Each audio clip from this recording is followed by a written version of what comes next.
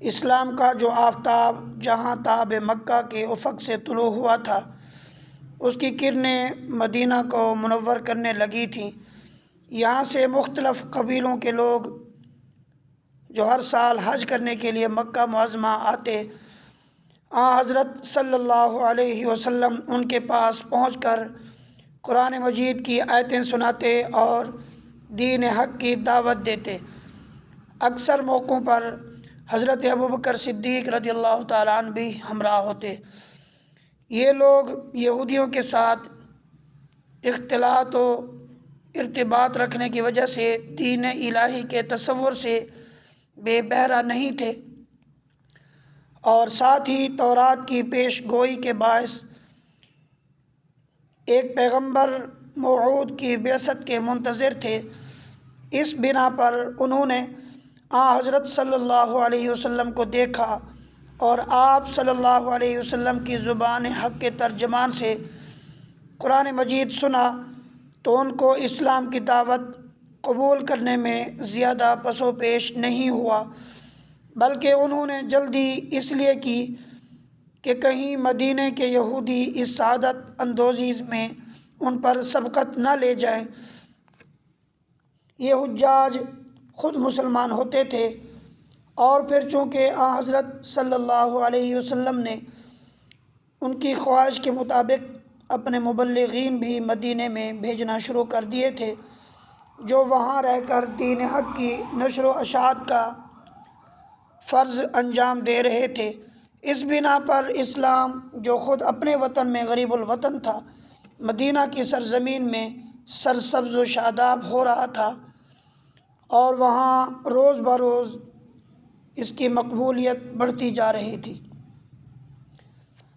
قریش نے جب دیکھا کہ اب تک انہوں نے حضرت صلی اللہ علیہ وسلم اور آپ کے جانثاروں کو ستانے، ڈرانے اور پریشان کرنے کی جتنی بھی تدبیریں کی ہیں، ان میں سے ایک تدبیر بھی کارگر نہیں ہوئی، یہاں تک کہ 3 برس تک آل ہاشم شعب ابی طالب میں محصور رہے، اور اس مدت میں بھوک اور پیاس کی کوئی تکلیف ایسی نہ تھی جو انہوں نے اٹھائی نہ ہو، مگر اس کا نتیجہ بھی کچھ نہیں نکلا، بلکہ اور الٹا اثر یہ ہو رہا ہے کہ اسلام مدینہ میں پھیل رہا ہے اور اپنی جڑیں مضبوط کرتا جا رہا ہے۔ تو اب ان لوگوں نے دار الندوہ میں، جو ان کا دار المشورہ تھا، اپنا ایک اجتماع کیا اور باہم مشاورت کی کہ اب انہیں کیا کرنا چاہیے۔ اس اجتماع میں نامور زعماء قریش شریک تھے، مختلف رائیں پیش ہوئیں۔ آخر ابو جہل نے کہا، ہر قبیلے سے ایک ایک آدمی چنا جائے اور سب لوگ ایک ساتھ مل کر محمد صلی اللہ علیہ وسلم پر تلواروں سے حملہ کر کے ان کا کام تمام کر دیں۔ اس صورت میں ان کا خون تمام قبیلوں پر بٹ جائے گا اور آل ہاشم کے لیے ان کا اکیلے مقابلہ کرنا آسان نہ ہوگا۔ اس رائے پر سب کا اتفاق ہو گیا۔ ادھر مدینہ میں اسلام کی پذیرائی کی وجہ سے حضرت صلی اللہ علیہ وسلم نے اپنے اکثر جانثاروں کو پہلے ہی مدینہ کی ہجرت کا حکم دے دیا تھا، اور اکثر صحابہ وہاں جا کر آباد ہو گئے تھے۔ حضرت ابوبکر صدیق رضی اللہ تعالیٰ عنہ بھی مدینہ پہنچنے کی جلدی کر رہے تھے، لیکن ان کی قسمت میں رفیق غار ثور ہونے کی سعادت لکھی تھی۔ اس بنا پر حضرت صلی اللہ علیہ وسلم انہیں رکنے کا حکم دے رہے تھے، اور خود اپنے لیے بھی حکم خداوندی کے منتظر تھے۔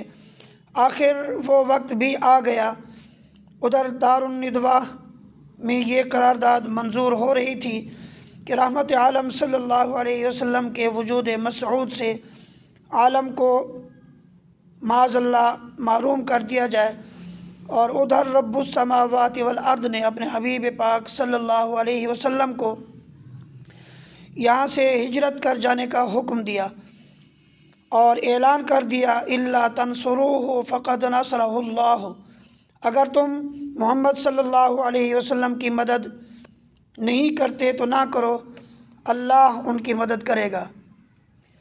امام بخاری نے حضرت عائشہ صدیقہ رضی اللہ تعالی عنہا کی زبانی یہ پوری داستان بڑی تفصیل سے سنائی ہے، چونکہ اس سے حضرت صلی اللہ علیہ وسلم کی پیغمبرانہ عظمت و توکل علی اللہ اور حضرت ابوبکر صدیق رضی اللہ تعالیٰ عنہ کی ذات اقدس کے ساتھ غیر معمولی محبت اور شیفتگی اور ساتھ ہی حسن انتظام، نفاست پسندی اور لطافت طبع پر روشنی پڑتی ہے، اس لیے ہم اس کو بے عینی ہی نقل کرتے ہیں۔ اصل روایت میں کہیں دوسری روایت سے مدد لے کر اضافہ بھی کر دیا گیا ہے تاکہ پورا واقعہ ایک ہی جگہ آ جائے۔ یہاں یہ یاد رکھنا چاہیے کہ حضرت عائشہ صدیقہ رضی اللہ تعالی عنہا اگرچہ اس وقت کم سن تھیں، لیکن ظاہر ہے ان کی یہ روایت گویا خود حضرت صلی اللہ علیہ وآلہ وسلم یا حضرت ابوبکر صدیق رضی اللہ تعالیٰ عنہ کی روایت ہے۔ حضرت عائشہ رضی اللہ تعالیٰ عنہ فرماتی ہیں، جب حضرت صلی اللہ علیہ وسلم نے مسلمانوں سے فرمایا کہ مجھ کو تم لوگوں کا مقام ہجرت دکھا دیا گیا ہے اور وہ ایسا ہے اور ایسا ہے، تو بہت سے لوگوں نے مدینہ جانا شروع کر دیا، یہاں تک کہ جو مسلمان حبشہ چلے گئے تھے انہوں نے بھی وہاں سے واپس آ کر مدینہ کا رخ کیا۔ حضرت ابوبکر صدیق رضی اللہ تعالیٰ عنہ نے بھی تیاری کر لی تھی، لیکن حضرت صلی اللہ علیہ وسلم نے ان سے فرمایا، ابھی ذرا ٹھہر جاؤ، میں امید کرتا ہوں کہ مجھ کو عن قریب اجازت ملے گی۔ حضرت ابوبکر صدیق رضی اللہ تعالیٰ عنہ بولے، میرے ماں باپ آپ پر قربان، کیا آپ کو اس کی امید ہے؟ ارشاد ہوا، ہاں۔ یہ سن کر حضرت ابوبکر صدیق رضی اللہ تعالیٰ عنہ نے طے کر لیا کہ بس اب وہ حضور پر نور صلی اللہ علیہ وسلم کے ساتھ ہی چلیں گے۔ ان کے پاس 2 اونٹنیاں تھیں، ان کو 4 مہینے پہلے سے ببول کی پتیاں کھلانا شروع کر دیں تاکہ سفر ہجرت میں کام آئیں۔ 4 مہینے اسی طرح گزر گئے۔ ایک دن دوپہر کا وقت تھا، ہم سب لوگ اپنے گھر میں بیٹھے تھے کہ ایک شخص نے حضرت ابوبکر صدیق رضی اللہ تعالیٰ عنہ سے کہا، وہ دیکھو رسول اللہ صلی اللہ علیہ وسلم سر مبارک ڈھانکے ہوئے تشریف لا رہے ہیں۔ یہ وقت تو حضور صلی اللہ علیہ وسلم کے یہاں آنے کا نہیں ہے۔ حضرت ابوبکر صدیق رضی اللہ تعالیٰ عنہ نے سرکار دو عالم صلی اللہ علیہ وسلم کو دیکھا تو بولے، میرے ماں باپ آپ پر قربان، اس نا وقت آپ صلی اللہ علیہ وسلم ضرور کسی عام کام کے لیے تشریف لا رہے ہیں۔ اتنے میں حضرت صلی اللہ علیہ وسلم پہنچ ہی گئے، دروازے پر کھڑے ہو کر اجازت مانگی، اجازت دے دی گئی تو آپ صلی اللہ علیہ وسلم گھر میں داخل ہوئے اور حضرت ابوبکر صدیق رضی اللہ تعالیٰ عنہ سے فرمایا، جو لوگ اس وقت تمہارے گھر میں تمہارے پاس ہیں ان کو ہٹا دو۔ حضرت ابوبکر صدیق رضی اللہ تعالیٰ عنہ نے جواب دیا، حضور یہاں آپ کا غیر کون ہے؟ اب آپ صلی اللہ علیہ وسلم نے فرمایا، مجھ کو ہجرت کا حکم مل گیا ہے۔ حضرت ابوبکر نے پوچھا، تو میں بھی ساتھ چلوں گا؟ ارشاد ہوا، ہاں۔ اب حضرت ابوبکر صدیق رضی اللہ تعالیٰ عنہ نے کہا، تو آپ میری ان 2 اونٹنیوں میں سے کوئی ایک اونٹنی لے لیجئے۔ ارشاد ہوا، اچھا، مگر قیمت کے ساتھ؟ اب جلدی سفر کی تیاری ہونے لگی۔ کئی دن کی رات تھی، اس لیے کھانا پکا کر ناشتہ دان میں رکھا گیا۔ ناشتہ دان کے منہ پر باندھنے کے لیے کچھ نہیں تھا۔ حضرت ابوبکر صدیق رضی اللہ تعالیٰ عنہ کے حکم پر ان کی بڑی صاحبزادی حضرت اسما نے اپنی کمر بند کے 2 ٹکڑے کیے اور اس سے ناشتہ دان کا منہ باندھا۔ اسی بنا پر ان کو ذات النطاقین کہا جاتا ہے۔ ادھر دار الندوہ کی قرارداد کے مطابق قریش کے لوگوں نے جو قتل کے ارادے سے آئے تھے سر شام پہنچ کر حضرت صلی اللہ علیہ وسلم کے گھر کا محاصرہ کر لیا تھا۔ قریش زنان خانہ میں گھسنا بہت معیوب سمجھتے تھے، اس لیے اس طاق میں تھے کہ حضور صلی اللہ علیہ وسلم باہر تشریف لائیں تو یہ اپنا منصوبہ پورا کریں گے۔ حضور صلی اللہ علیہ وسلم کے پاس بہت سے لوگوں کی امانتیں تھیں، ان کی واپسی کا انتظام کرنا ضروری تھا، اس لیے وہ حضرت علی رضی اللہ تعالیٰ عنہ کے سپرد کی، اور رات کا ایک حصہ گزر جانے کے بعد جب ان محاصرین کی پلک جھپک گئی تو حضرت صلی اللہ علیہ وسلم اپنے مکان سے نکل کر حضرت ابوبکر صدیق رضی اللہ تعالیٰ عنہ کے گھر پہنچے، اور وہاں سے دونوں نے مکہ کو الوداع کہا اور روانہ ہو گئے۔ مکہ کے 3 میل بجانب جنوب ایک پہاڑ ہے جس کا نام سور ہے، سا کے ساتھ ثور ہے۔ یہاں پہنچے اور ایک غار میں روپوش ہو کر بیٹھ گئے۔ غار میں 3 شب قیام رہا۔ حضرت ابوبکر صدیق رضی اللہ تعالیٰ عنہ کے صاحبزادے عبداللہ، جو نوجوان مگر نہایت فہیم اور سمجھدار تھے، وہ شب غار میں بسر کرتے تھے۔ علی الصباح منہ اندھیرے مکہ آ کر قریش سے گھل مل جاتے تھے۔ یہاں قریش میں باہم جو مشورہ یا منصوبہ ہوتا اسے محفوظ کر لیتے، اور جب اندھیرا ہو جاتا پھر غار ثور پہنچ کر دونوں کو اس سے باخبر کر دیتے۔ ابن سعد نے لکھا ہے کہ عبداللہ بن ابی حضرت عبداللہ بن ابی بکر گھر سے کھانا بھی لاتے تھے۔ عامر بن فہیرہ حضرت ابوبکر صدیق رضی اللہ تعالیٰ عنہ کے آزاد کردہ غلام تھے۔ یہ رات گئے بکری چرا کر لاتے اور رفیقان غار ثور دونوں اس پر گزارا کرتے۔ منہ اندھیرے عامر بن فہیرہ نکل جاتے اور شام ہونے پر واپس آ جاتے۔ تینوں دن یہی معمول رہا۔ ادھر صبح کے وقت قریش کو حضرت صلی اللہ علیہ وسلم کے بچ نکلنے کی خبر ہوئی تو انہیں اپنے منصوبے کی ناکامی کا بے حد افسوس ہوا اور بڑے جزبز ہوئے۔ چاروں طرف آپ کی تلاش میں آدمی دوڑائے، یہاں تک کہ ایک مرتبہ غار کے دہانہ تک پہنچ گئے۔ ان کی آہٹ پا کر حضرت ابوبکر صدیق رضی اللہ تعالیٰ عنہ کو بڑی تشویش ہوئی اور عرض کیا، حضور یہ لوگ اپنے قدموں کی طرف دیکھیں تو ہم ان کو نظر آ جائیں گے۔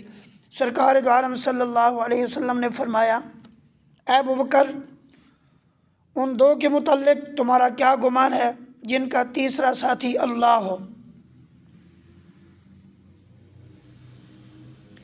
عبداللہ بن اریقط جو عبد بن عدی کے خاندان سے تعلق رکھتا تھا اور مسلمان نہیں ہوا تھا مگر اس کی امانت دیانت پر اعتماد تھا، حضرت صلی اللہ علیہ وسلم نے پہلے ہی رہنمائی کے لیے اس کو اجرت پر مقرر کر لیا تھا، اور دونوں اونٹنیاں اس کے حوالے کر دینے کے بعد اس سے یہ بات طے کر لی تھی کہ وہ 3 شب گزارنے کے بعد صبح کو اونٹنیاں لے کر غار ثور میں پہنچ جائے گا۔ چنانچہ اس نے ایسا ہی کیا۔ اب حضرت صلی اللہ علیہ وسلم حضرت ابوبکر اور عامر بن فہیرہ عبداللہ بن اریقط کی رہنمائی میں روانہ ہوئے۔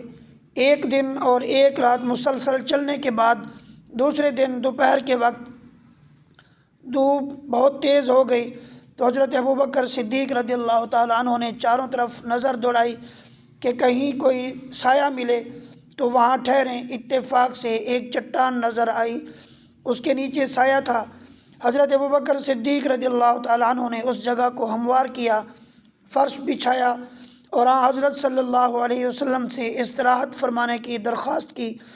حضور صلی اللہ علیہ وسلم لیٹ گئے۔ اب حضرت ابوبکر رضی اللہ تعالیٰ عنہ یہ دیکھنے نکلے کہ کہیں کوئی شخص تعاقب میں تو نہیں آ رہا ہے۔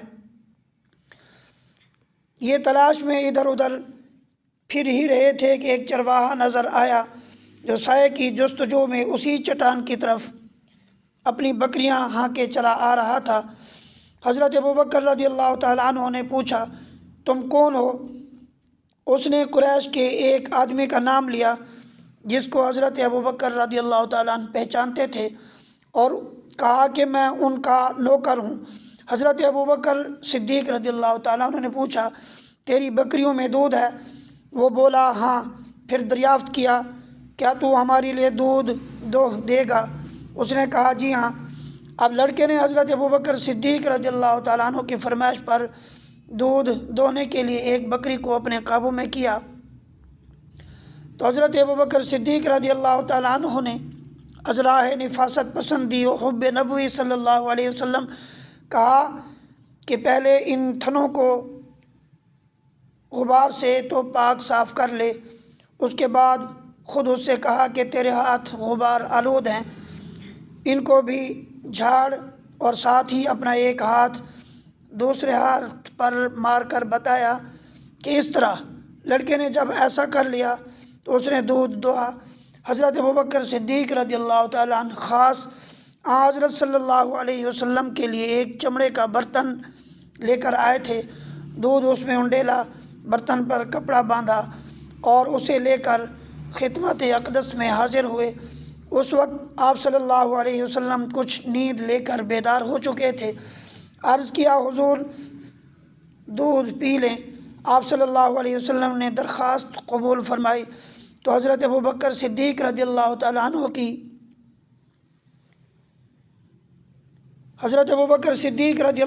عنہ کا دل خوشی سے جھوم اٹھا۔ اب حضرت ابوبکر صدیق رضی اللہ تعالیٰ عنہ نے کہا یا رسول اللہ صلی اللہ علیہ وسلم چلنے کا وقت ہو گیا ہے۔ ارشاد ہوا بہت بہتر، چنانچہ اب یہاں سے روانگی شروع ہو گئی۔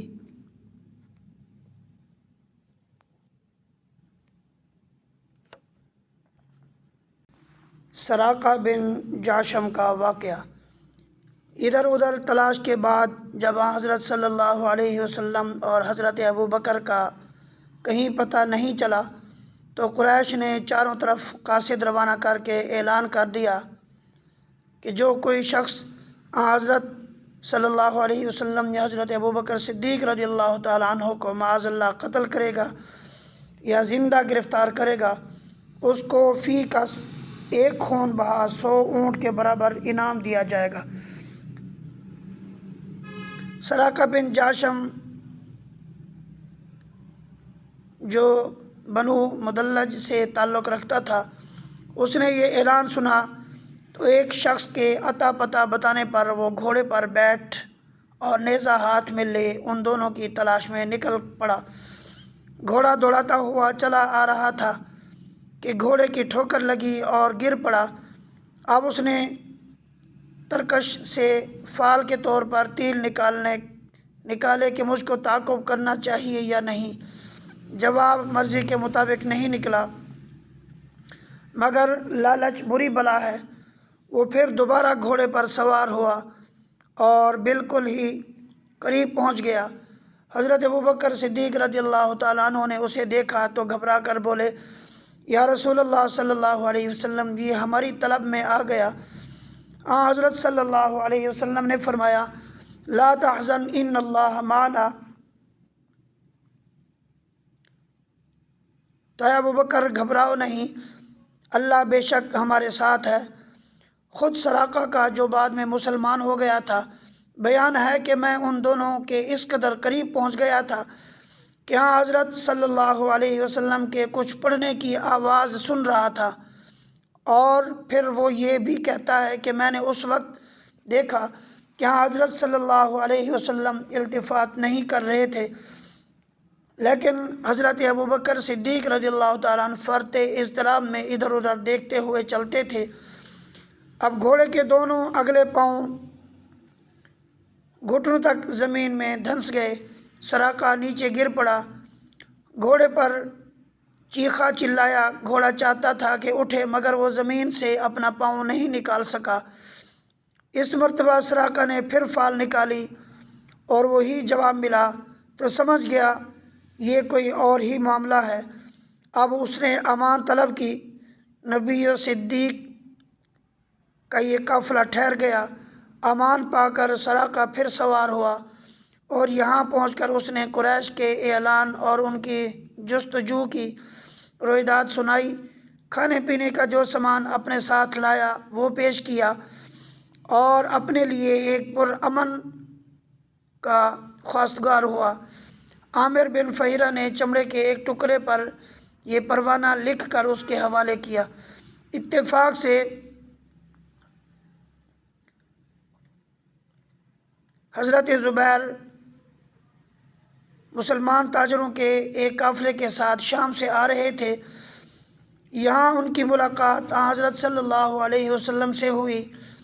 حضرت زبیر رضی اللہ عنہ نے چند بیش قیمت سفید کپڑے حضرت صلی اللہ علیہ وسلم اور حضرت ابوبکر صدیق رضی اللہ تعالیٰ عنہ کی خدمت میں پیش کیے۔ یہ پیشکش اس وقت کے عالم میں بہت غنیمت تھی۔ ابن سعد نے حضرت زبیر کے بجائے طلحہ بن عبید اللہ کا نام لکھا ہے۔ ممکن ہے یہ دونوں واقعے الگ الگ ہوں یا طلحہ بن عبید اللہ خود حضرت زبیر رضی اللہ تعالیٰ عنہ کے ساتھ شریک تجارت ہوں۔ اب قافلہ پھر روانہ ہوا۔ حضرت صلی اللہ علیہ وسلم اگرچہ عمر میں حضرت ابوبکر صدیق رضی اللہ تعالیٰ عنہ سے بڑے تھے، لیکن صورت و شکل سے نسبتاً کم عمر اور جوان، اور حضرت ابوبکر صدیق رضی اللہ تعالیٰ عنہ بوڑھے نظر آتے تھے۔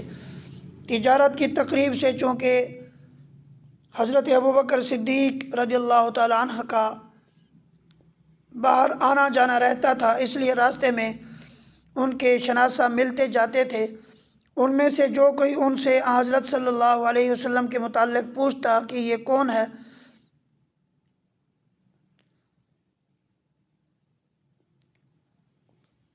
وہ حضرت ابوبکر صدیق رضی اللہ تعالیٰ عنہ جواب دیتے، یہ میرے رہنما ہیں۔